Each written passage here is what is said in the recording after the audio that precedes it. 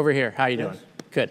So I just have a question. We've been at this for 15 months now in oversight. I know this is your first time here. But do you think Chairman Comer has proven that Joe Biden has committed a high crime and misdemeanor? I believe with all the evidence he's gathered, yes, he's proven that Joe Biden has committed high crimes and misdemeanors. Okay, and so I assume you believe Joe Biden should be impeached. Well, that's up to you guys. But do you believe he should be impeached? It's yes or no. Do I personally believe you. Under constitutional... No. You personally, do you believe he should be impeached? I do. Okay, and you believe that because you believe Chairman Comer has proven that he committed a high crime and misdemeanor? No, because I know that he committed high crimes and misdemeanors. Okay. I was involved and saw them happen. I want to get back to this photograph here that I got cut off from before. You, Mr. Bobulinski, called a number of people liars, 6 FBI agents. I did not call this as 6 FBI agents Sure, liars. I'm talking. If you go to page... Well, you know better, Mr. Goldman. Okay, go to page 174 of the transcript, and you said it's not an accurate statement. It's a lie related to an FBI report. I didn't call them Sorry, liars. I don't The have time. statement Be is a quiet. lie. Now, this is a photo that was provided by Cassidy Hutchinson after you called her a liar when she said that you met with Mark Meadows and received an envelope. Do you see this photo? Do you acknowledge that is Mark Meadows in the red hat? Didn't you tell me to be quiet? I don't... This is really stupid of you, Mark. I don't know what's going on, but it's really stupid, I said. He did not have time to respond as I ushered him into the makeshift area, away from cameras as requested, but not from watchful Secret Service eyes. In the shadows of the bleachers, I observed Mark and Tony Bobulinski's interaction through a gap in the vehicles. When they said their goodbyes, I saw Mark hand Tony what appeared to be a folded sheet of paper or a small envelope. Mark walked toward me, staring at the ground. He was silent for several moments as we made our way back to the staff holding area. You and we have seen a lot together, done a lot together, Mark said, his head still tilted toward the ground.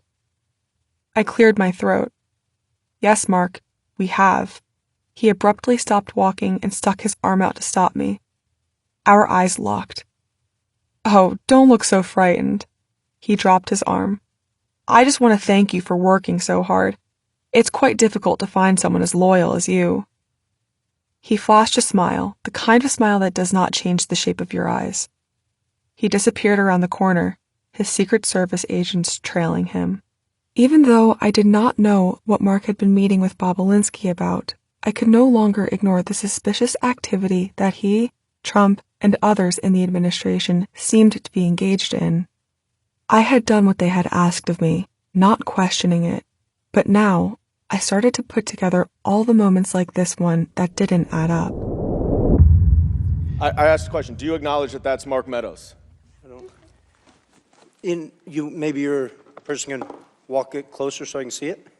Mr. Chairman, would you indulge, just since he's not answering the question, you're 15 seconds over, but it may help. Well, let me just ask it very briefly. Is that you and Mr. Meadows buy Secret Service cars with you in a mask? Are you kidding, Mr. Goldman? I'm sitting 20 feet away from it. Go up to him, please. Go right up to him. And your time's expired. Okay. Maybe Mr. Swalwell will give you some time. Could he just answer the question? He can answer the question, right? So what I see in this picture is a Secret Service agent 5 feet from me with a full mask on, and a Secret Service agent sitting in a Cadillac Escalade with all the windows up with a full mask on. Is that so you're making it a big to deal. The person in the red hat? It's the back of his head. I don't. Is that you talking to the person in the red hat? Why don't you ask me this, Mr. Goldman? Did I meet Mr. Meadows at a Trump rally in Rome, Georgia? I did. I acknowledge that. Is it you? Mr. Goldman. I did. Mr. Goldman. But Cassidy Hutchinson is a liar. Cassidy Hutchinson's a liar because she said that he handed me an envelope. Mr. Meadows didn't give me a single thing. No, nothing. Okay, we got nothing. So I want to, with my last couple minutes, show the American people that they're never going to impeach Joe Biden. It's never going to happen because they don't have the evidence. Okay, this is a show. It's all fake. They just want to do these hearings. It's not leading to impeachment. They're lying to their base on Newsmax and Fox, leading these people to believe that they're going to eventually impeach the president. It's not going to happen at all, ever. Clearly, What we are seeing here today is a continuation of the 15-month saga of the Republican majority lost in the desert. Impeachment 101. The majority party, or whomever is raising impeachment, must accuse the president of a high crime, a specific high crime or misdemeanor. Right now, there's a large portion of the population that's not recognizing their mistakes, that's not working to continue to better our country. And right now, we're completely splitting down the middle.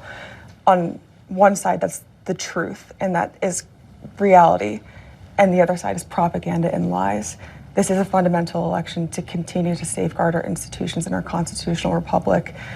But if we crumble as a nation, we're setting the example for generations to come, not only in the United States, but on the global stage, that democracy is an experiment and it's not guaranteed. We're extremely fragile as a country, and so is the democratic experiment. I truly believe that if he is reelected, then the likelihood that this is the last election that we are voting under our Constitution is very, very likely. At the end of the administration, he talked about implementing Schedule F, which is essentially a program where he would be able to fire up to 50,000 civil servants and replace them with loyalists. Right.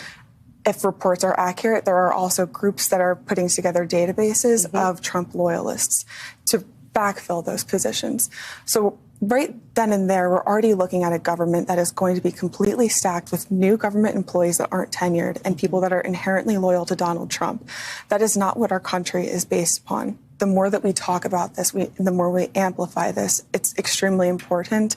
But we also need to keep in mind that most Americans need to be educated on this and to open up the conversation about what this actually means and how it does very closely resemble a dictatorship at this moment. And I mean, what are you afraid of? If Donald Trump is reelected, it could be the undoing of American democracy. And I don't say that lightly. One very specific thing that he proposed doing at the end of his administration and didn't do would basically change all federal government employees to being political appointees who are fire at will. And so what that would mean is he could literally undo the entire federal government, tens of thousands of people, subject matter experts, people who have spent decades understanding how our government works, working through multiple administrations, and stack it with loyalists who will do anything for him. That will have horrifying effects on everything, on every aspect of the American government. I think you can expect that he is going to go after political adversaries. I think he'll go after members of the media. I think that he will use every lever of power that he has and will feel emboldened because he will not be having to stay within certain lanes because he won't be running for re-election. That man cannot be in office again if we care about the future of American democracy. The only kind of benefit of him being such a novice at government when we worked for him is he didn't know how to pull the levers of power that well. This time he will. Like toward the end, we saw like PPO, the Presidential Personnel Office. He kept files on staffers, on people who weren't in the administration, tweets they'd said, loyalty they'd expressed to politicians, criticisms of him. He keeps enemies lists of people in the media. Staffers go into career offices, and if they had a photo of Obama on their desk, they were put on the list to get fired in the second term. He has, and you know this, I kid you not, he has an executive order ready to go on day one that would gut the civil service. He would change every schedule career to a political appointee, meaning they're fire at will. I don't think people fully appreciate how dangerous this could be. He's also found ways to work around Senate confirmation processes where he puts people into lower tiers and then puts them into acting roles so they don't necessarily have to go through the same level of Senate vetting to have senior roles at cabinet agencies. So I say all that because we should be scared. Right. And it's even beyond that, a step further, he also shows no regard for the Constitution or the rule of law. So finding ways around traditional Washington protocol, yes, absolutely. But also finding ways to completely obstruct it. We are fighting for our country. The soul of America is still alive, but we have to fight to get that back. And it's going to take people like us and people on the left and people on the right to have an element of compassion and understanding. And look, I understand that I tonight have not been asked some of what people might be called the harder questions of the why questions, which I think that those are completely fine to ask, and I'm an open book on a lot of those. And I hold myself accountable to a lot of every poor decision I've made, potentially sometimes a little too much. But I think that it's important to have this conversation now. And I think, again, like what we were saying earlier, Alyssa, it's our democracy that's at stake, and we need to be responsible in having this conversation, because if we don't have compassionate and open conversations, you don't have to agree with people, but what we have to do is get to a place where we have a mutual understanding of the dangers that this man poses, and you don't get people to that point by pointing fingers and telling them they're wrong. You get to that point by having conversations with them, by showing a willingness to be receptive and open to their points of view, but also countering that with factual knowledge of what a second Trump term would actually look like. Everyone who is in the West Wing, and frankly a lot of cabinet secretaries, they know how dangerous Trump is. People who I have the deepest level of respect for, like my former boss, Vice President Mike Pence, he's seen more than any of us have seen. He knows more than any of us know. And I would just hope in this moment, when we are less than a year out from, or basically a year out from the election, that he would think about speaking out more forcefully just about the unfitness of Donald Trump. This is not about politics, it's not about policy, it is about the character of the man who's the leader of the free world. His campaign theme is retribution. I mean, this is the centerpiece of his campaign. He says, I am your retribution. This is a tough question, but let me ask each of you, are you worried that you will face that retribution if he comes back in? It is a very real concern. I've met with former cabinet secretaries very recently who are also on this, potential theoretical list, and they're worried about it. I'm less worried for any personal aspect for me, but it is, he knows how to use government better this time. He can put in diehard loyalists who can weaponize every level of government against his detractors, against the American people, against the media. It's almost too scary to fully wrap your head around what it could look like. You say Donald Trump, if he is reelected, it will be the end of the republic. What do you mean? He's told us what he will do. People who say, well, if he's elected, it's not that dangerous because we have all of these checks and balances, don't fully understand the extent to which the Republicans in Congress today have been co-opted. One of the things that we see happening today is a sort of a sleepwalking into dictatorship in the United States. Donald Trump a fascist? I think that he certainly is employing fascist techniques. I think that the tools that he's using are tools that we've seen used by authoritarians, fascists, tyrants around the world. The things that he has said and done in some ways are so outrageous that we have become numb to them. What I believe is the cause of our time is that we not become numb, that we understand the warning signs, that we understand the danger, and that we ignore partisan politics to stop him.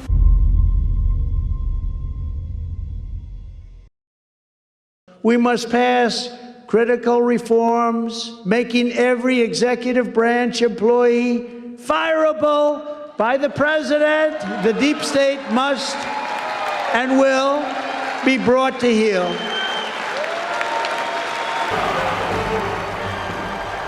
So this is how liberty dies, with thunderous applause.